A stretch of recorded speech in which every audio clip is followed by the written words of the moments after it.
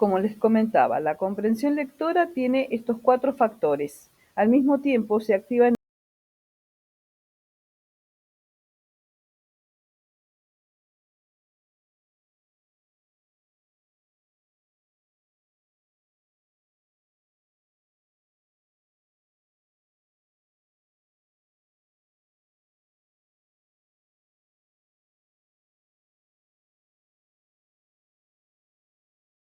esquemas que están dentro de los datos que te va aportando el texto.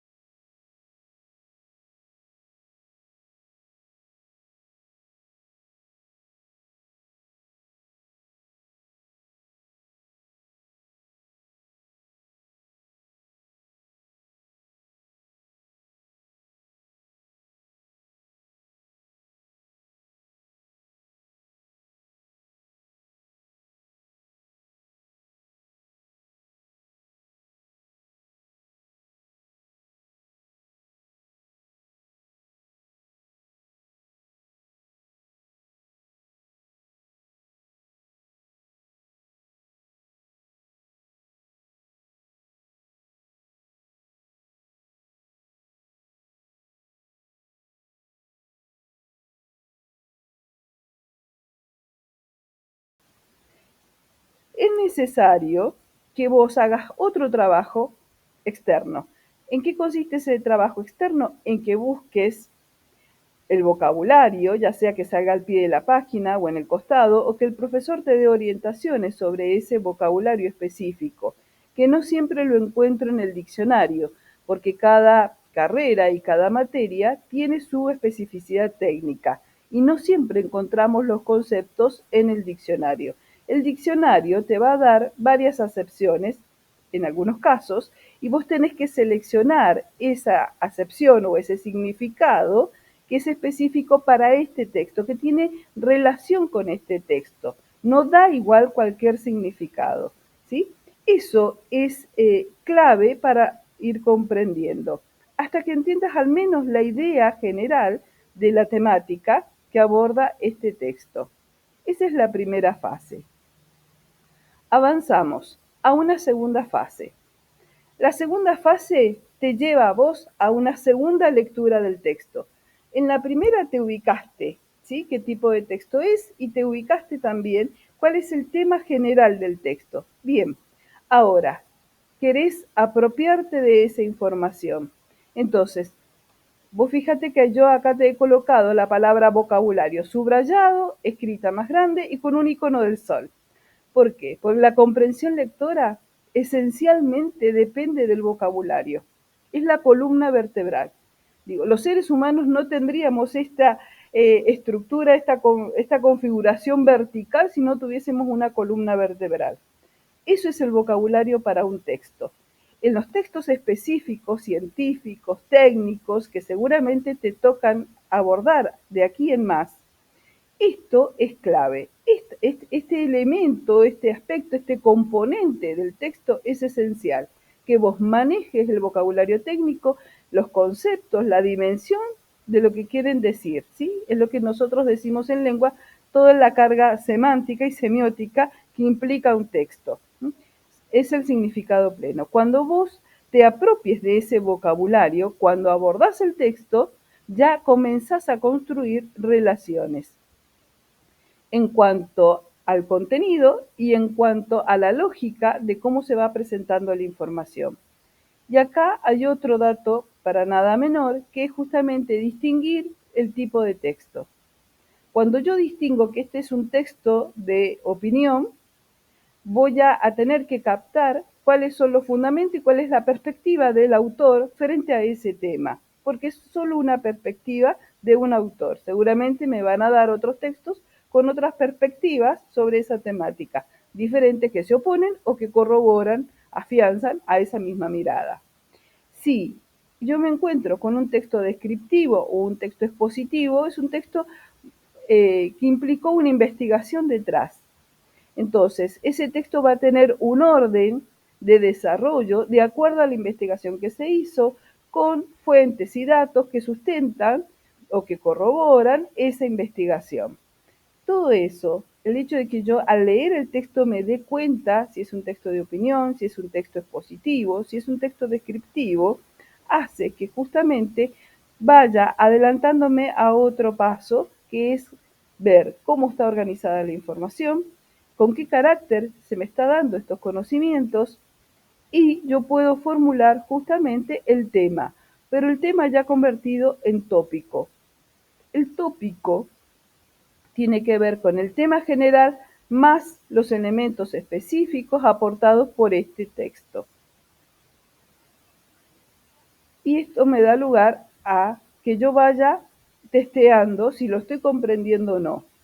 Cuando nosotros entendemos si hemos comprendido un texto, cuando somos capaces de explicarle a otros sin malograr, sin fabular, sin inventar, sino apoyándome en la información del texto, se lo puedo explicar a otro compañero con términos más simples.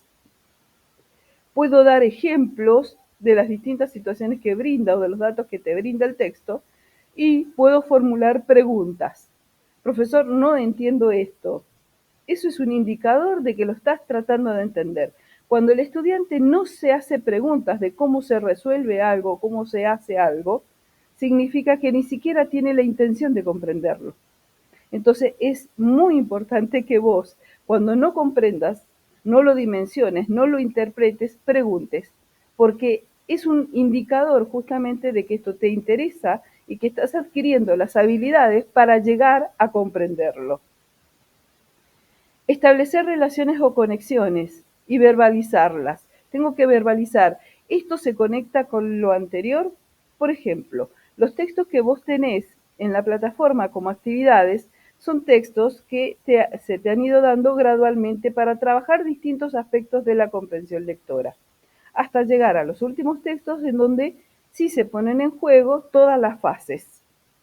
¿Sí? Entonces, cuando nosotros nos veamos en febrero o marzo para las consultas, es muy importante que vos nos establezcas las relaciones que conectaste, que vinculaste, ¿sí? Con la teoría que tenías en la plataforma. El enseñarle o explicarle a otros, el resolver problemas, todos estos son indicadores de que vas comprendiendo el texto, que tenés interés en la información y por ende en los conocimientos que vas a ir recibiendo. Y tenemos una tercera fase. La tercera fase, que es la última de la comprensión lectora, y es tan importante como las anteriores, que es justamente el momento de graficar la información. Cuando yo llego a esta poslectura o tercera fase, después de haber leído el texto por lo menos 3 veces. Sí, no hay comprensión lectora sin esfuerzo. No hay la comprensión lectora es una reconstrucción, insisto, de tus habilidades, una reconstrucción de los conocimientos, un esfuerzo tuyo por relacionar, por apropiarte del vocabulario e ir haciendo las conexiones con la información. Entonces, cuando llegas a esta instancia es porque nosotros necesitamos mentalmente, necesitamos armar un gráfico o un resumen o una síntesis o, bien como dice acá, una representación gráfico-verbal del texto. Y acá habla de una representación gráfica verbal adecuada a la jerarquía de la información. Acá hay un dato que te voy a compartir después, cómo ir graficando. Digo, hay textos, por ejemplo, los textos narrativos que están vinculados a los datos históricos, a los datos sociales, a las crónicas periodísticas. Esos generalmente te están dando fechas, lugares y eventos que están ocurriendo en forma gradual, en forma cronológica. Entonces, la graficación tiene que ser una línea del tiempo o una secuenciación de hechos.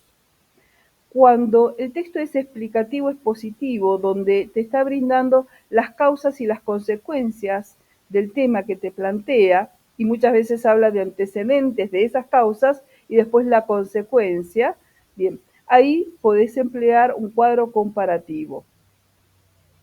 Y cuando te encontrás con un texto de opinión, un texto del discurso argumentativo, generalmente tiene un eje temático y da distintas perspectivas u opiniones sobre ese eje temático.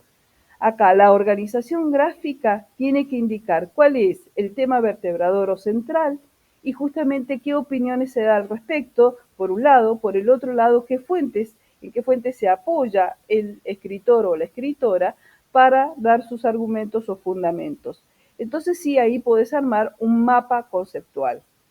Insisto mucho con esto, con lo del mapa conceptual, porque a veces ha habido un abuso de este gráfico en la secundaria. Un mapa tiene que ser algo claro, que el otro, quien lo lea, quien interprete ese gráfico, ese mapa, lo pueda leer correctamente. No se trata de unir aleatoriamente flechas y colocar palabras para todos lados. No, tiene que tener un orden lógico donde quien lo lea se haga una representación de la información y una representación adecuada de la información. Bien, eso es por ahora y hasta acá hemos llegado con la última etapa de la comprensión lectora que involucra la graficación de la información. Espero que te sean útiles los textos que te hemos compartido en la plataforma y seguramente en febrero o marzo salvaremos todas las dudas que se te han presentado. Hasta ese entonces.